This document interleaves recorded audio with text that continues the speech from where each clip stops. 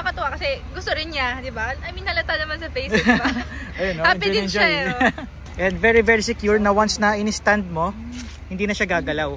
Hindi siya nakakagulat, sobrang swabe niya, and at the same time, hindi ka mabibitin, hindi ka magwawabol ng ganyan. Kumusta mga good vibes? Another video ngayon naman, meron tayong product lineup. So ito, bagong brand na pinasok dito sa Pilipinas pero matagal na sa ibang bansa. This is a Japanese brand called Maruishi. Okay, so ano yung mga models na meron dito sa atin from Maruishi? At ito pa isa kong tanong, bakit kailangan nyo ng Maruishi na bike? So ito. So there are 3 models available. Unang-una sa lahat is yung Maruishi Frakkers. This is a mechanical cargo bike and meron siyang installation or provision para dito sa basket and meron din para dito sa rear carrier. Ngayon, ang kinaganda rito, pwede siyang kabitan ng mga child seats. So this is the mechanical version, the Maruishi Frakkers. Tapos ito yung assist version. Bakit Maruishi Frakkers Assist? Kasi electric na siya. Meron siyang 250 watts na motor dito sa harapan. This is a hub motor, tapos sa front siya. Usually ang hub motors nasa likuran, pero dito, nandito yung power niya sa harap. And then, nandito naman yung battery niya. So 36 volts and then 7.8 amp hours na battery. Pagdating naman sa drivetrain, ang gamit niya is a Shimano Nexus. So grip shift siya. So gear 1, 2, and 3. More than enough para sa city commuting. Okay, so yun ang may difference nila. Parehong-pareho yung geometry, parehong-pareho yung mga nakalagay. Ang difference lang, si Frakkers ay mechanical and then si Frakkers Assist naman is electric. Okay, third naman, we have the Maruishi Pet Porter. Bakit Pet Porter? Tingnan nyo naman yung design niya. It's also a cargo bike, mas mahaba yung wheelbase niya and at the same time, meron siya ritong basket na mahaba. Hindi elevated yung quill stem to make space for a longer basket. And dito, kasyang-kasya yung mga pets. Ayan, sobrang cute. And at the same time, pwede siya lagyan ng mga pet bag. Tapos dyan nilalagay yung mga fur babies ninyo. So yan, tinry ni Bea at saka ng pet niya. Ginger. Si Ginger. Ayan.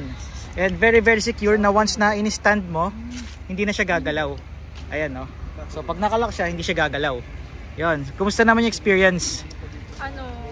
Nakakatuwa kasi nasasama ko na rin yung pet. Yes. At least siya, na-experience din niya yung ride ko.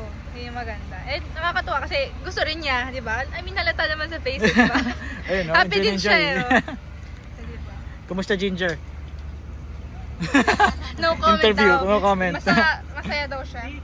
And it's also electric powered. Nasa front din yung hub motor. That's 250 watts. And nandito yung battery sa gitna. Pareho lang naman yung battery power nila. That's 36 volts and then 7.8 amp hours and naka Shimano Nexus na rin. Very upright, no? So pag sasakyan nyo siya, ganito, and then ganito yung itsura nyo. Ayan. Yan, so ito itsura niya. BTS muna habang kinukunan si Eileen. Yan, oh. O, diba? Bagay. So 2 child seats, isa sa harap, isa sa likod. Sold separately. Tapos may basket pa sa harap, kasyang-kasya. Yan, so may pet porter siya. Itong pet bag. Yan. Ang maganda rito, secure na secure yung pet kasi meron siyang tali dito. Na yan, habang nira-ride si Ginger kanina, kahit sumampa siya rito, okay lang kasi meron siyang added na security feature. Tapos, dito naman, instead na child seat, nilagay namin yung carrier or basket para sa gamit. Ito, nakalagay yung helmet saka yung bag. Ginger, ang sarap, gusto ni Ginger eh. Ay, mabilis kami, gusto niya. Try mo, Sir Paul. Ang sarap, bro. Comfort wise, very comfortable kasi merong spring. Ito, malapad yung upuan nila. Yan, so the saddle gives comfort. It has a synthetic leather and ang ganda nung classic look. Talagang it looks very premium and at the same time pasok na pasok sa color scheme nitong Pet Porter. Ang ganda. So paano i-on yung ilaw? Pag in-on mo lang to na matagal, mag-on na yung ilaw. Naka-on na siya. Tapos meron din siyang sensor. Ang kinaganda sa sensor na to, pag dumilim, mag-on na siya mag-isa. Ang galing. So nakakapag-detect siya ng darkness. Darkness. Alright, ngayon pagdating naman sa ibang specifications, check natin yung mga parts na nakabit sa kanya. So these bikes run with Shimano Nexus drivetrain. Okay, so from the grip shifters, yan, so 3 gears siya or 3 speed up to the hub. So ang nangyayari dito, yung buong drivetrain niya nakakabit na sa loob ng hubs niya. So ang nangyayari dito, isa lang yung sprocket niya, pero yung drivetrain niya nagwo-work as a parang quote-unquote transmission na nasa loob ng hubs. So doon nag-a-adjust yung gaan saka yung bigat niya.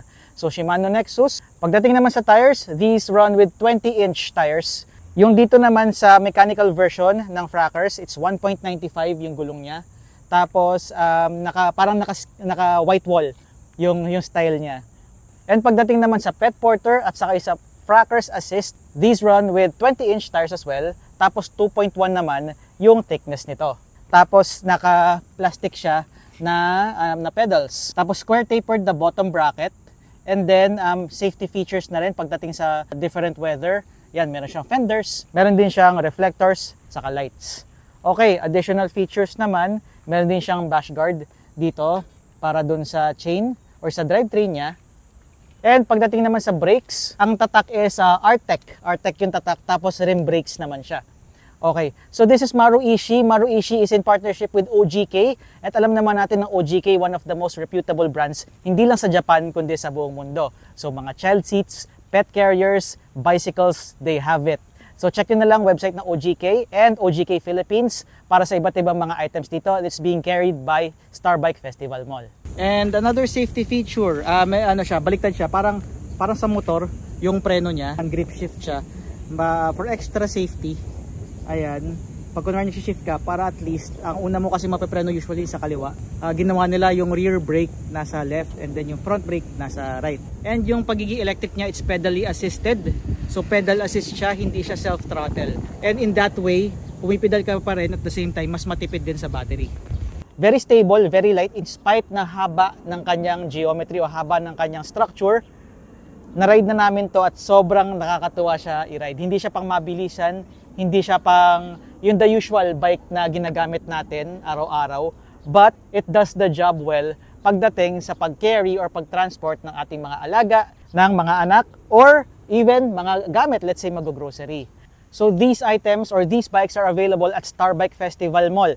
That's at the ground floor, Festival Mall, Philinvest City, Alabang. At pag nakita nyo Star Bike, sa tapat lang siya ng Anything But Cheese. And nagpapademo rin sila, so you can try out these items. Ngayon pag-usapan natin yung safety feature. Bakit nyo kailangan itong Maru Ishii na bike? For urban commuting, for going from point A to point B with things or cargo na kailangan yung dalhin. At least hindi na kayo magbabackpack. And at the same time, pwede nyo rin ikarga or iangkas ang inyong mga fur babies or even your kids. So unahin natin yung safety features nito. It's already in place. And pag in place siya, hindi mo siya magagamit. Ayun, nadadrag yung center stand. Ngayon, para magamit ito, merong extra lock pa yung center stand. Tatanggalin mo lang to, press mo lang tong ganyan. Tapos, pag nakik mo siya, ayan na siya. Pwede na siyang gamitin. Ngayon, ang kinaganda rito, okay, yes, let's say it's just another center stand, pero meron lang siyang locking mechanism. Ngayon, pag iaangat mo siya, itong maganda rito. Diba, nagsisteer siya. Pag natin yung center stand, automatic maglalak na rin in place yung handlebar or yung buong cockpit niya. Ayan, no? So, very secure. Bakit kailangan ito? Let's say, magdi-dismount kayo and ibababa niya yung mga pets nyo or yung mga alaga nyo. At least, in place pa rin siya. Hindi na magsisteer. So, pwede nyo siyang kunin. Ayan. Ang nag-work dito, yung parang ito, yun, yung nakasulat Pitat Parking by Maru Ishii. So this is completely a Japanese brand with Japanese instructions. Ayan, kaya pag nakita nyo, puro Japanese yung niya, yung mga nakasulat. As in, literal straight from Japan siya and then shipped here to the Philippines para magamit natin. Okay, so that's one safety feature, yung center stand. And then, meron din siyang bike lock. So kunwari, hindi kayo nakagamit ng bike lock and concerned kayo sa theft, ganito lang yan. Ipipress nyo lang to. I-press this one. Tapos, ganyan nyo. Pak. Ito yung susi. May sarili siyang lock. So, kahit kunwari, kukunin nyo yung bike. Yan, in place lang siya. Built-in na yung lock niya. Ito siya. Yan. Ang galing. Sobrang convenient, sobrang nakakatuwa. Very efficient. And very Japanese. Ang galing. And all the bells and whistles. Yun nga, meron siyang bell. Kung gusto yung tanggalin naman yung battery, meron siyang susi dito sa likod and then you can take it out. Or how to activate the electric bike. Ganito siya. I-on mo lang siya.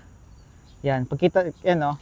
So pagdating pa sa hub motor niya, quality pa rin. So Bafang, one of the most reputable brands pagdating sa mga e-bikes or sa mga motors ng e-bikes.